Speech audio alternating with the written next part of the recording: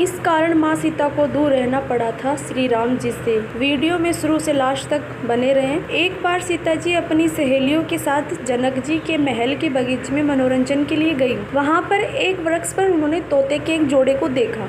दोनों आपस में बातें कर रहे थे। एक ने कहा कि अयोध्या में एक सुंदर और प्रतापी कुमार है जिनका नाम श्री राम है, उनसे सीता जी का विवाह होगा। श्री राम 11,000 वर्षों तक इस धरती पर राज्य करेंगे।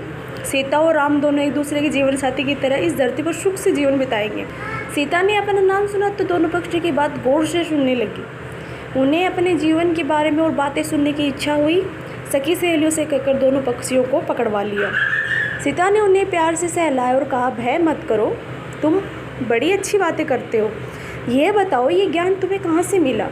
मुझे डरने की कोई ज़रूरत नहीं है। दोनों का डर समाप्त हुआ। वे समझ गए कि यह स्वयं सीता हैं।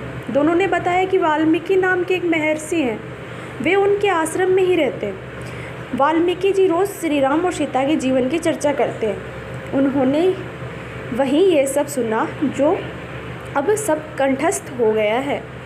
सीता ने और पूछा तो तोते ने कहा, दशरथ पुत्र श्री राम शिव का धनुष भंग करेंगे और सीता उन्हें पति के रूप में स्वीकार करेंगी। तीनों लोगों में यह अद्भुत जोड़ी बनेगी। सीता पूछती जाती है और तोता उसके उत्तर देते जाता है। दोनों थक गए। उन्होंने सीता से कहा, यह कथा बहुत विस्तृत है, कई माह लगेंगे सुनाने में। दोनों उड़ने को तैयार हुए। ये देख सीता ने कहा, तुमने मेरे भावी पति के बारे में बताया, उनके बारे में बड़ी जिज्ञासा हुई। जब तक श्री राम आकर मेरा वर्ण नहीं करते, मेरे महल में तुम आराम से रह कर सुख भोगो। तोते ने कहा, देवी हम वन के प्राणी हैं, पेड़ों पर रहते हैं, मैं गर्भवती हूँ, मुझे घोंसले में जाकर अपने बच्चों को जन्म देना है। सीता जी नहीं मानी।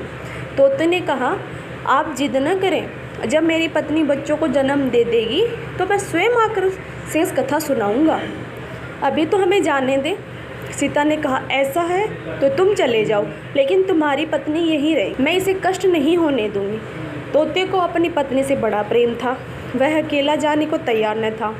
जब तोते को लगा कि वह सीता के चंगुल से मुक्त नहीं हो सकता तो विलाप करने लगा।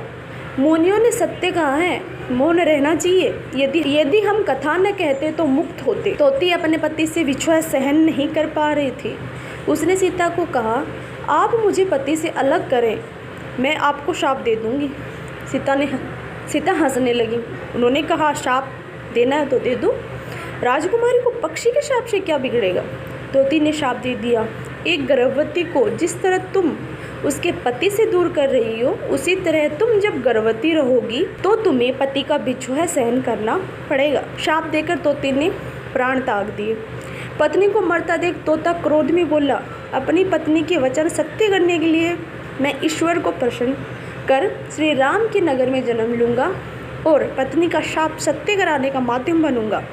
वही तोता बाद में अयोध्या का धोबी बना, जिसने झूठा लांछन लगाकर श्री राम को इस बात के लिए विवश किया कि वह सीता को अपने महल से निष्कासित कर दें। धन्यवाद। लाइक एंड सब्सक्राइब जरूर कीजिए।